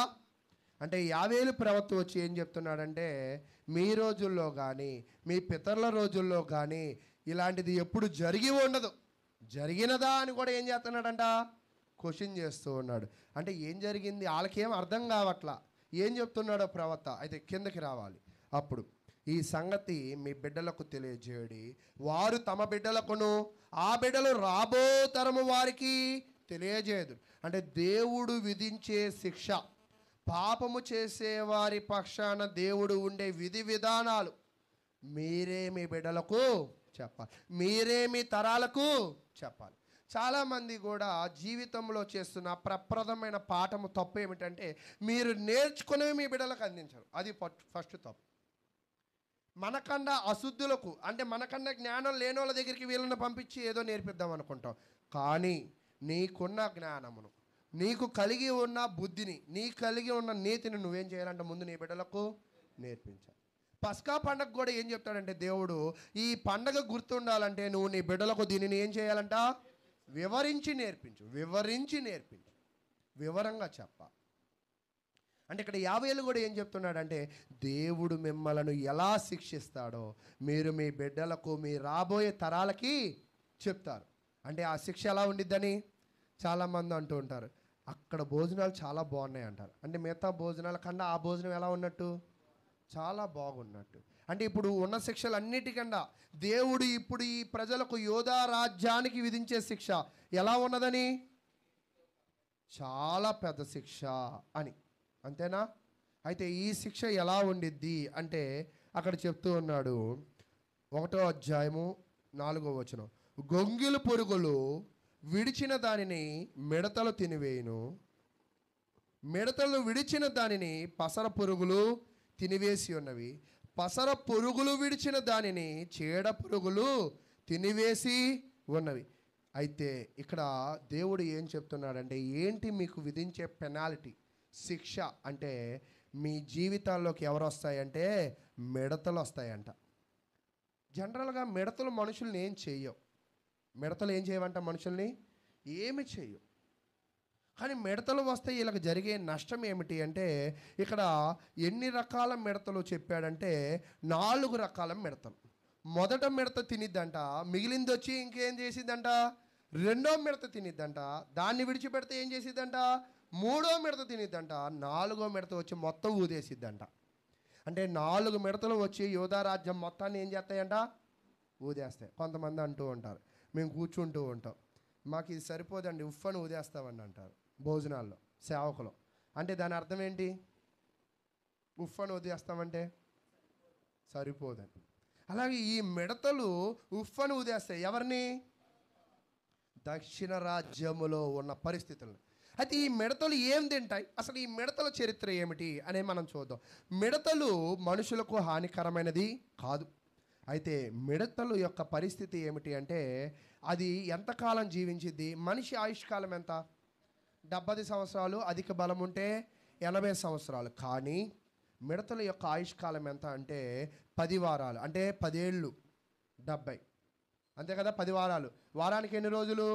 7 రోజులు, 10 × 7 70 రోజులు. అంటే ఇంచుమించుగా దీన్ని జీవించే కాలం ఎంత అంట? 70 నుంచి 90 రోజులు. అయితే ఇది ఎంత కిలోమీటర్ వేగంతో ప్రయాణం చేసిద్దంటే 150 కిలోమీటర్ల వేగంతో ప్రయాణం చేసిద్దంట. జనరల్గా 50 స్పీడ్లో వెళ్తే నిమిషానికి 1 కిలోమీటర్కి వెళ్తాం. ఇది 150 వెళ్తుందంటే నిమిషంలో ఎన్ని కిలోమీటర్లు చేసిద్ది? ఇంచుమించుగా నిమిషానికి 3 కిలోమీటర్లు. అంటే నిమిషానికి 3 కిలోమీటర్ల ఏం చేసిద్దంట? తిరగగలిగిన కెపాసిటీ కలిగి ఉన్నది అని చెప్తూ ఉన్నాడు. అయితే ఈ యొక్క మిడతను మనం చూస్తున్నప్పుడు మిడతల్లో కొన్ని రకాలు ఉన్నాయి. సాధారణ మిడత లేదా చీడ పురుగు అన్నాడు కదా అక్కడ, ప్రమాదకరమైన మిడత అంటారు అన్నమాట దానిని. లేదా దానిని ఏమంటారంటే ఎడారి మిడత అంటారు. జనరల్గా సింగిల్గా ఉన్న మిడత ఎవరిని ఏం చేయదు. కానీ ఈ సింగిల్గా ఉన్న మిడత కాలక్రమేణా ఎడారి మిడతలతో కలిస్తే, జనరల్గా మన పిల్లలు చాలా మంచోళ్ళు, మనం చాలా మంచోళ్ళు, కానీ మనం దేనికైతే జత కూడతామో అప్పుడు మన గుణం ఏమైపోద్ది? మారిపోయింది. అలాగే మామూలు మిడత కొంచెం మంచిదే, కానీ ఇది ఎవరితో చేరకూడదంట? ఎడారి మిడతలతో చేరకూడదు. ఈ ఎడారి మిడతలతో ఒకవేళ చేరింది అని అంటే 2003, 2005 ఆ కాలంలో ఒకవేళ మీరు నెట్లో కూడా కొట్టి పరిశీలన చేయండి. చేసినప్పుడు పశ్చిమ ఆఫ్రికా ఆ ప్రాంతాలలో ఏం చేసిందంటే 2.5 మిలియన్స్ ఆహారం, కొన్ని వందల వేల మంది తినే ఆహారాన్ని ఈ మిడతలు తినేసాయంట. అంటే ఈ మిడత ఎంత ప్రమాదకరమైనది అంటే ఇది జీవించేది తక్కువ కాలమైనా ఇది నాశనం ఎంత పుట్టించదంట? చాలా పెద్ద నాశనాన్ని ఇది పుట్టించగలదు. అయితే ఈ మిడత ఈ 90 రోజుల్లో ఎంతమందిని కనిద్దంటే ఇద్దరిని కనిద్దంట. ఒక్కొక్క మిడత ఎంతమందిని కనిద్దంట? ఇద్దరిని. ఇప్పుడు ఎన్ని మిడతలు అవుతాయి 90 రోజుల్లో? 3 మిడతలు. 3 మిడతలు నిమిషానికి ఎన్ని కిలోమీటర్లు తిరుగుతాయంటే 9 కిలోమీటర్లు, అంతే కదా? ఒక్కొక్కటి 3 3 3 3 3 9. అంటే ఒక్క మిడత జరిగే నష్టము అక్కడ మనకు వివరిస్తున్నాడు. అయితే ఒక్కొక్క మిడత ఎంత ఆహారం తినగలదు అనేది చూస్తే 35,000 మంది తినే ఆహారం తినిద్దంట. ఒక్కొక్క మిడత ఎంత తినేదంట అంటే నాకు తెలిసి నేను, మా ఆవిడ, మా పిల్లలు, మా కుటుంబం అంతా, ఈ జనమంతా తినినా కూడా చాలనంత ఆహారం అది తినేసిద్ది ఒక్క రోజులో. ఎన్ని రోజుల్లో? ఒక్క రోజులో, 1 డే. ఒక్కరోజు దానికి ఇస్తే అవకాశం ఊది పడేసిద్ది. మనం 35,000 మంది తినే ఆహారం అంటే ఎంత అండి? నిజంగా అంత ఆహారం అంటే మనం పనులకి వెళ్ళాం కదా, ఎందుకు ఉందిగా. అయితే ఈ మిడతను వదిలితే అలా ఉండిద్దంట. అయితే ఈ మిడత సంతాన ఉత్పత్తి ఎలా ఉండిద్ది అంటే, జనరల్గా స్త్రీ పురుషులు సంవత్సరానికి మహా అయితే ఒకళ్ళకి అనగలరు, అంతేనా, ఆ టైం పీరియడ్. కానీ ఇది అంట గొట్టలు గొట్టలుగా కనిద్దంట. దాని ఉత్పత్తిని ఏం చేసిద్దంట, చాలా తొందరగా పెంపొందించిద్దంట. అయితే ఇది ఎక్కడ బాగా పెరిగిద్ది అంటే, ఎడారి ప్రాంతాల్లో బాగా పెరిగిద్ది. దీనికి బాగా ఎడారి ప్రాంతంలో అంటే పొడి వాతావరణం కలిగిన ప్రాంతంలో బాగా కలిగిద్ది. దీని పిల్లల్ని ఎప్పుడు కనిద్దంటే వర్షాకాలంలో కనిద్దంట. మీకు అర్థమవుతుందా నేను చెప్పింది? అంటే ఇక్కడ ఒక మిడతని దేవుడు ఎందుకు పంపిస్తా అంటున్నాడంటే, ఒక్క మిడతను వదిలితే చాలు యోధా రాజ్యంలో వాళ్ళందరూ కూడా ఏమైపోవచ్చు, చీటికలో నాశనం అయిపోవచ్చు. అయితే ఇక్కడ మనం గమనించినప్పుడు చరిత్రలో మనం చూస్తున్నప్పుడు 1930 నుంచి 1960 దాకా 10 సంవత్సరాలకి 2 సార్లు మిడతలు దండెత్తాయంట. ఆంధ్ర మీదకి ఎప్పుడు దండెత్తలేదు, కానీ ఎడారి ప్రాంతాలుగా ఉండే సౌదీ అరేబియా లేదా రాజస్థాన్ లేదా పాకిస్తాన్, స్థాన్ అని ఉంటాయి కదా, అవన్నీ ఎడారి ప్రాంతాలు. ఆ స్థాన్ల మీద ఈ మిడతలు దండెత్తాయి. దండెత్తినప్పుడు వాళ్ళ గ్రాఫ్ ఏమైపోయిందంటే తగ్గిపోయింది. అంటే తినే ఆహారం అంతా మిడతలు తింటే వీళ్ళేం తింటారు? అది ఒక్కసారి వచ్చి ఇలా రౌండ్ ఎత్తే చాలు, ఏమైంది, మొత్తం తీసుకెళ్ళిపోద్ది అన్నమాట. అయితే ప్రియులారా, ఇక నేను చెప్పాలనుకుంటున్న విషయం ఏమిటి అంటే, డైలీ అవి ఎంత బాగా తిరగగలవంటే 200 కిలోమీటర్లు తిరగగలవంట. దానికి చాలా ఓపిక అంట. అంటే ఒక్కోసారి మనకు ఓపిక తక్కువ, విని విని అలిసిపోయి ఊగిపోతాం. కానీ మిడతలంట తినే కొద్దీ ఎగురుతూనే ఉండదంట. మిడత తినే కొద్దీ ఏం చేసిద్దంట, ఎగురుతూనే ఉంటుంది. కాబట్టి ప్రియులారా, ఇప్పుడు మీరు చెప్పండి, ఒక్క మిడతే ఇంత ప్రమాదకరంగా ఉంటే ఇటువంటి ఎన్ని రకాల మిడతలను దేవుడు పంపిస్తా అంటున్నాడు అక్కడ? మిడత మాకు, కుక్క మాకు తెలుసు, పిల్లి మాకు తెలుసు, వాటి గురించి చెప్పండి మేము వింటాం. ఈ పాడు మిడతల గురించి మాకు చెప్పొద్దు అంటారేమో మీరు. అందుకే మీకు బొమ్మలు చూపించి చెప్పాలని డౌన్లోడ్ చేశా. మిడత చూడండి ఎలా ఉందో, చాలా క్యూట్గా ఉంది కదా. అంటే క్యూట్ అంటే మళ్ళీ మీకు అర్థం కాదేమో, అందంగా ఉంది కదా. చూడండి ఎంత చక్కగా చేశాడు. ఇంత చక్కగా ఉన్న మిడత ఎవరికైనా హాని చేసిద్దా? అదెంత, దాని బతుకెంత? అది హాని చేయగలదా? చూస్తే కొంతమంది అంటారు ఈడు మామూలోడు కాదురా అంటారు, కదిపితే తెలిసింది. అలాగే ఈ మిడత ఇలా ఉంటే ఓకే, వెల్ అండ్ గుడ్, ఇది చాలా మంచిది, చక్కగా దేని మీద వాలిద్ది, బాగుంటుంది. అయితే ఈ మిడత ఎప్పుడు దాని రూపం మార్చుకునేది అంటే, ఇదిగోండి ఇవన్నీ మొగ మిడతలు. కనపడట్లేదని చెప్పదు, కష్టపడి చూడండి. ఇవన్నీ ఏంటంట, మొగ మిడతలు. ఈ పక్కన ఉన్నవి ఏంటంట, ఆడ మిడతలు. ఈ 2 మిడతలు ఎప్పుడైతే కలిసి పిల్లల్ని కంటాయో వీళ్ళలో మృగత్వము బయటకు వచ్చింది. ఇందాక ఎలా కనపడ్డాయి మిడత? పచ్చగా కనబడింది. ఇప్పుడు ఏ కలర్లో ఉంది? ఒక కలర్ చెప్పండి, చాలా కలర్లు ఉన్నాయిలే. బ్రౌనా? బ్రౌన్ కలర్లోకి వచ్చింది. అంటే గ్రీన్ మిడతలు మంచివే, బ్రౌన్ కలర్ మిడతలు మంచివి కావు. అయితే ఎప్పుడైతే బ్రౌన్ కలర్గా మారుతాయో మిడతలు, మన ప్రమాదము వచ్చినట్టే. అయితే మిడతలు ఎన్ని రకాలంటే ఇదిగోండి. అయితే మరి ఈ మిడతలను పంపించాడో ఏ మిడతలను పంపించాడో మనకు తెలియదు. మొన్న కూడా ఒక ఆయన చెప్తున్నాడు, కెన్యా వెళ్ళాను బాబు అన్నాడు. ఏంటి సార్ అక్కడ స్పెషల్ అన్న? ఏం లేదు స్పెషలు, మనమేమో 40 ఏళ్ళకి 30 ఏళ్ళకి వంగిపోతాము, వాళ్ళు 90 ఏళ్ళు వచ్చినా కూడా నిటారుగా ఉంటారన్నాడు. చాలా ఎత్తు ఉంటారు, కానీ చాలా నల్లగా ఉంటారు. నేను వెంటనే అడిగిన పాయింట్ ఏంటంటే, అక్కడ చర్చీలు ఉంటాయా బ్రదర్ అన్న? ఉంటాయి అన్నాడు. అన్నాడు. ఏం లేదులే అన్న. ఆయన గుర్తుపెట్టి, నువ్వు చర్చికి వెళ్తావా అన్నాడు. అవునండి నేను చర్చికి వెళ్తాలే అన్నాడు. బాగానే ఉంటుంది, వెళ్ళొచ్చు అక్కడికి అంటున్నాడు. అంటే ఇంకా అక్కడికి వెళ్ళిపోయి సేవ చేసుకుందామని అంటారా? అది ఇక్కడ నేనేం చెప్తున్నానంటే, ఒక్కోసారి వాతావరణాన్ని బట్టి మనుషులను బట్టి కీటకాలను బట్టి పంట పొలాలు. మీరు చూడండి, ఈరోజు ద్రాక్ష గెలని ఇలా ఆడుకుంటారు పిల్లలు. ఇంతకుముందు ద్రాక్ష గెలను పట్టుకోవడానికి ఇద్దరు వచ్చేవాళ్ళు, ఇద్దరు మోసేవాళ్ళు. అది ఇప్పుడు కీటకాలు ఇంత చిన్నగా ఉన్నాయేమో, కానీ అప్పుడు కీటకాలు ఇలాగా లేవు. అయితే ఈ కీటకాలను వర్ణిస్తూ ఏం చెప్తున్నాడంటే, దీనికి 2 యాంటీనాలు ఉంటాయంట. కనబడుతున్నాయా? రొయ్యల్లాగా ఉన్నాయి అనుకుంటున్నారేమో మీరు. ఆదివారం 2 ఉన్నాయి యాంటీనాలు. ఈ యాంటీనాలతో ఇది చేసే ఎలా చేసిద్దంటే ప్రపంచాన్ని ఆగము చేయగలిగిన సామర్థ్యత దీనిలో ఉంది. అయితే ఇటువంటి ప్రమాదకరమైన మిడతలను దేవుడు ఎవరి మీద పంపిస్తున్నాడంట? యోధా వాళ్ళ మీదకి పంపిస్తూ ఉన్నాడు.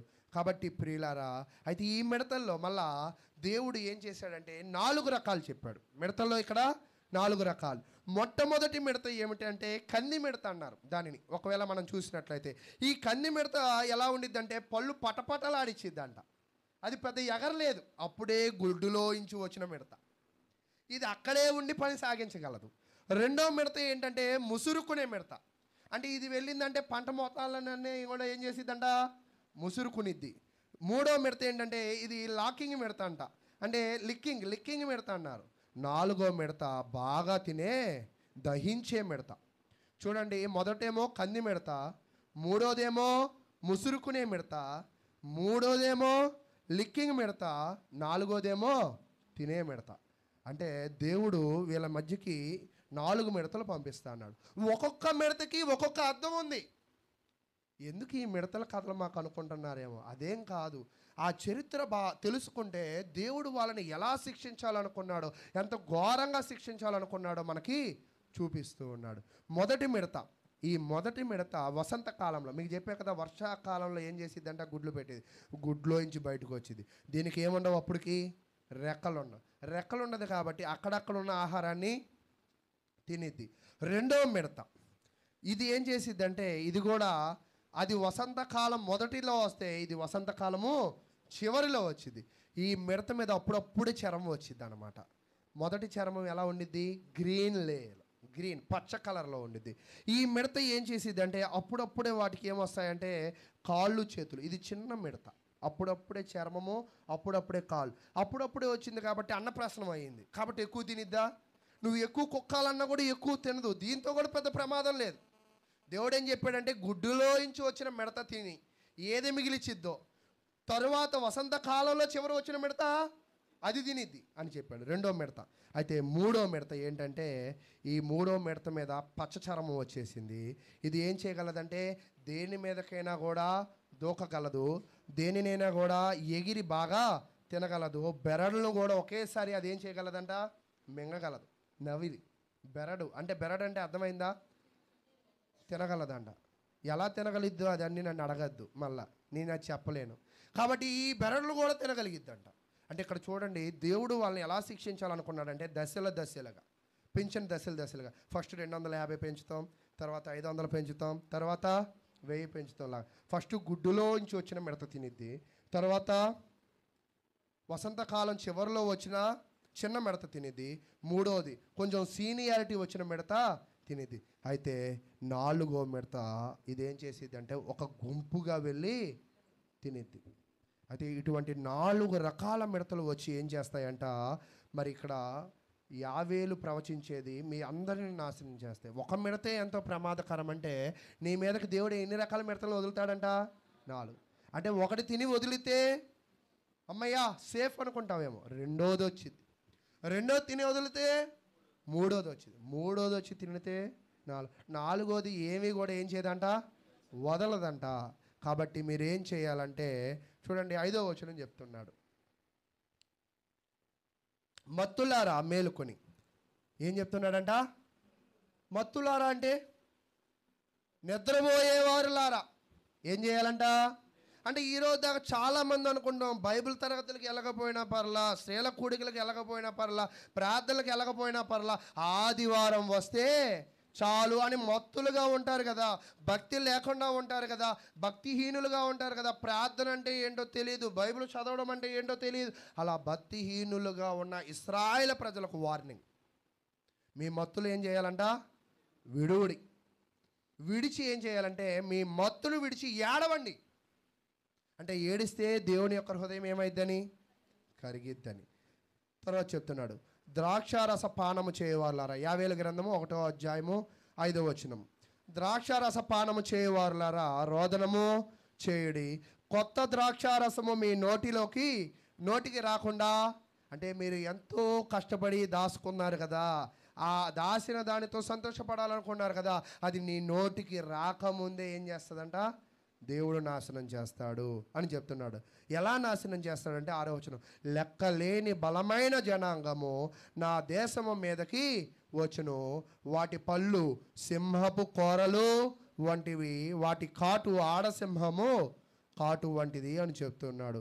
కాబట్టి ప్రియులారా, దేవుడు ఏం తెలియజేస్తున్నాడంటే తన బిడ్డలకు యెహోవా దినం వచ్చిద్ది, మీరు ఇప్పటికైనా కూడా మీ నిర్లక్ష్యాన్ని విడిచిపెట్టి, మీ పాపాలు విడిచిపెట్టి మీ జీవితాలను మీరు సరి చేసుకోండి. అంటే దేవుడు ఎప్పుడు ప్రజల నుంచి ఏం కోరుకుంటాడంటే మార్పు, చేంజ్నెస్. అంటే 2024లో ఉండినట్లుగానే 2025లో కూడా బద్ధకస్తులుగా ఉంటే కుదరదు, మారమని తెలియజేస్తున్నాడు. తెలియజేస్తూ ఏం చెప్తున్నాడంటే అక్కడ 8వ వచనం చూడండి, పెనిమిటి పోయిన యవనస్తురాలు గోనెపట్ట కట్టుకుని అంగలార్చినట్లు నీవు అంగలార్చుము. అంటే అప్పుడే పెళ్ళవగానే ఎవరు కోల్పోయారంట? భర్తను కోల్పోయారు. అంటే సంతోషంలోకి అడుగు పెడుతున్న అనే స్త్రీకి బాధ వచ్చింది. అలాగే మీరు కూడా వచ్చిన ధాన్యాన్ని బట్టి, ఉన్న ద్రాక్షారసాన్ని బట్టి నిన్ను సంతోషించవచ్చు. అక్కడ మనకి చూస్తూ ఉంటాం లోకాసువార్తలో, నా ప్రాణమా తినుము తాగుము సుఖించుము అని అనుకుంటున్నావు కదా. ఈరోజు మనం కూడా ఉన్న టీవీని బట్టి, ఉన్న ఉద్యోగాన్ని బట్టి, ఉన్న ఆర్థిక పరిస్థితులు బట్టి, ఉన్న అన్ని పరిస్థితులు బట్టి దేన్ని విడిచిపెడతామో మనం కూడా మత్తులుగా దేవుని కార్యక్రమం. ఎందుకు విడిచిపెట్టామంటే రీజన్ ఇది చెప్తాం. దానినే బైబిల్ ఏం చెప్తుందంటే, మత్తులారా మీ మత్తుని విడిచిపెట్టండి. మీరు విడిచిపెట్టకపోతే ఆయన చేసే శిక్షణ ఆయన తెలియజేస్తూ ఉన్నాడు.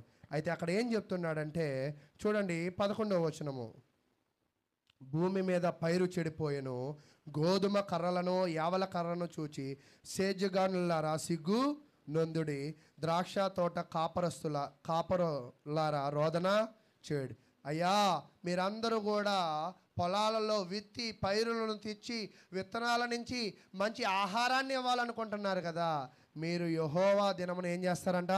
ఏడుస్తారు.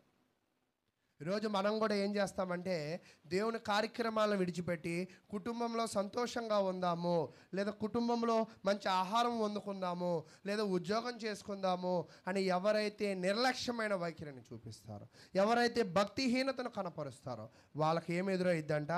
సంతోషము ఎదురు కాదు అని చెప్తూ తర్వాత చెప్తున్నాడు, ద్రాక్ష చెట్లు చెడిపోయెను, అంజూరపు చెట్లు వాడిపోయెను, దానిమ్మ చెట్లను, ఈత చెట్లను, జల్దర చెట్లను, తోట చెట్లన్నీ వాడిపోయినవి, నరులకు సంతోషం ఏమీయో లేకపోయిన.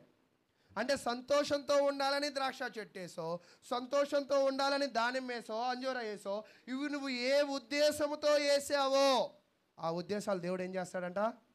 తీసివేస్తాడు. ఈరోజు మనము కూడా దేవుని సంఘము దగ్గర ఉన్నప్పటికీ కూడా ఒకవేళ మనము ఏదైనా దేవుని పక్షాన నిర్లక్ష్యాన్ని చూపిస్తే, దేవుని పక్షాన భక్తిహీనతను చూపిస్తే, దేవుని పక్షాన మనము దేవునికి వ్యతిరేకంగా ఉంటే ఆయన మన సంతోషాన్ని ఏం చేస్తాడంట? బాధగా మారుస్తాడు. ఆయనకి ఎంతసేపు అంట? కొద్దిగా సేపే. మిడతని ఇలా పంపించాడు. ఎందుకు మిడతనే పంపించాడంటే మిడత తక్కువ టైంలో ఎక్కువ నాశనం చేయగలరు. అది ఇక్కడ గమనించాల్సింది. చూడాల్సినట్లయితే మిడత మనుషుల్ని ఏం చేయదు, చుట్టుపక్కల పరిస్థితులను. అలాగే ఒక్కోసారి దేవుడు కూడా శిక్ష ఎలా వేస్తూ ఉంటాడంటే మనకి వేయడు, చుట్టుపక్కల వారికి. దావీదు తప్పు చేస్తే ఒక్కోసారి దావీదు కుమారుడు చచ్చిపోయాడు. అదేంటి? తప్పు చేసింది ఎవరు? శిక్ష ఎవరికి పడింది? ఈరోజు ఒక్కోసారి మనము చేసిన పాపాలకి, మనము చేసిన తప్పిదాలకి శిక్ష ఎవరికి పడిద్దంట? మన పిల్లలకి పడి. అయితే ప్రియులారా, ఇక్కడ నేనేం చెప్పాలనుకుంటున్నానంటే అటువంటి ఘోరమైన మిడతలు వాళ్ళ జీవితంలోకి వచ్చాయి. ఈరోజు కూడా దేవునికి భక్తులుగా మీరు జీవించకపోతే మీ జీవితంలో ఎటువంటి క్రూరమైన పరిస్థితుల్లో దేవుడు ఇస్తాడో ఒక్కసారి ఆలోచన చేయండి.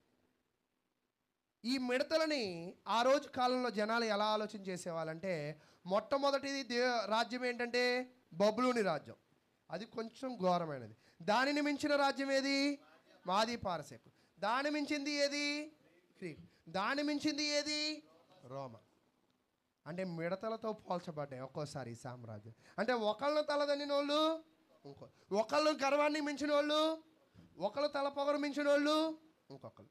అలాగే దేవునిలో నువ్వు భక్తి లేకపోతే నిన్ను తలదనడానికి నీ పిల్లలే మోనార్కులుగా తయారవుతారు, మూర్ఖులుగా తయారవుతారు, భక్తిహీనులుగా తయారవుతారు. కాబట్టి ప్రియులారా, మీ జీవితాల్లో మీరు పరిశీలన చేసుకోవాలి. చివరిగా యావేలు గ్రంథము 1వ అధ్యాయము 19-20 వచనాలు.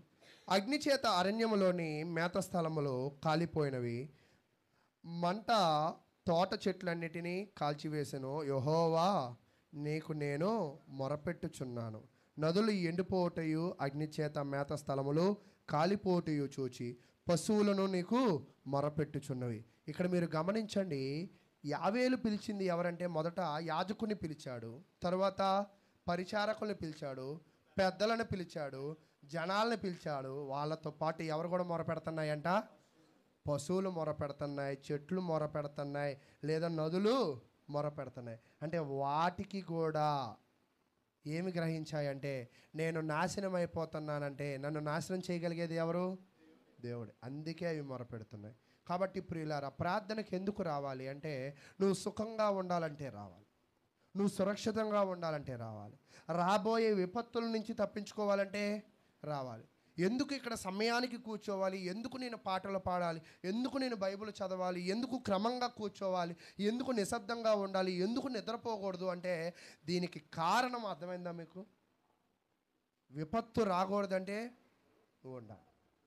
నేను శుక్రవారం అనుకుంటా, తెలుసో తెలియకో కాలేబు నేను పొద్దున్నే దీన్ని ఎత్తగలిగాను కదా అని మధ్యాహ్నం ఏం చేశానంటే ఒక్కనే ఇలా ఎత్తి ఇలా దింపి పెట్టిన దగ్గర నుంచి పొట్ట కిందకి జారిపోయింది. అయితే దానిని హెర్నియా అంటారు. హెర్నియా అని ఒక పేగు ఉంటుంది, పేగుల మధ్యలో గ్యాప్, అది ఒక్కోసారి కిందకి దిగిపోతుంది. ఆ దిగిపోయిన దానికి ఏం చేస్తారంటే మెస్ వేసి ఆపరేషన్ చేస్తారు. అయితే అప్పటి నుంచి భయం వేస్తుంది, ఈ పొట్ట జారిపోతుంది, బాగా నొప్పి వస్తుందని. ఎందుకు ఇలా జరిగి ఉండిద్ది అంటారు మీరు చెప్పండి? వెయిట్ లేపడం. అంటే వెయిట్ లేపితే ఈ ప్రమాదం వచ్చిందని నాకు ముందే తెలిస్తే, అంటే నాకు తెలుసు, కానీ ఈ వెయిట్ నాకు నష్టం చేయదేమో అనుకున్నా, కానీ ఎత్తాక ఏం చేసింది? ఈ వెయిట్ కూడా నష్టం చేసింది. అంటే ఇక్కడ నేనేం చెప్పాలనుకుంటున్నానంటే, ఒక్కో సందర్భంలో ఈ తప్పు నన్ను ఏం చేయదేమో, ప్రార్థనకు లేటుగా రావడం నన్ను ఏం చేయదేమో, ప్రార్థనకు వచ్చాక నిద్రపోవడం నన్ను ఏం చేయదేమో, పాటలు పాడకపోవడం నన్ను ఏం చేయదేమో, మరి క్రమంగా లేకుండా కూర్చోవడం నన్ను ఏం చేయదేమో, మరి డిస్టర్బెన్స్ చేయడం నన్ను ఏం చేయదేమో అని అనుకుంటాం. కానీ ఒక్కోసారి ఆ పాపమే నీ జీవితంలోకి ఏం తెచ్చిద్దంట? ఒక విపత్తును తెచ్చిద్ది, ఒక నష్టాన్ని తెచ్చిద్ది, ఒక తెగులను తెచ్చిద్ది. కాబట్టి ప్రార్థనకు వచ్చేది తెగులను తెచ్చుకోవడానికి, ఆశీర్వాదాలను తెచ్చుకోవడానికి. కాబట్టి యావేలు వాళ్ళని ఏమని హెచ్చరించాడంటే, ఈ అధ్యాయం అంతా కూడా ఏడవండి. ఎందుకు ఏడవాలంటే దేవుడు మిమ్మలను శిక్షిస్తాడు కాబట్టి ఏడవండి అని చెప్పాడు. కాబట్టి మన జీవితాల్లో కూడా మనం ఏడవాలి. ఎక్కడ? దేవుని సన్నిధానంలో. మన బాధలను ఆయనకి తెలియజేయాలి, మన వేదనలను ఆయనకి తెలియజేయాలి. అప్పుడు ఆయన మనకు సహాయం చేస్తాడని తెలియజేస్తూ ఎంతో ఓపికగా విన్న మీ అందరికీ ప్రభువు నామమున వందనాలు తెలియజేస్తూ ఉన్నాను.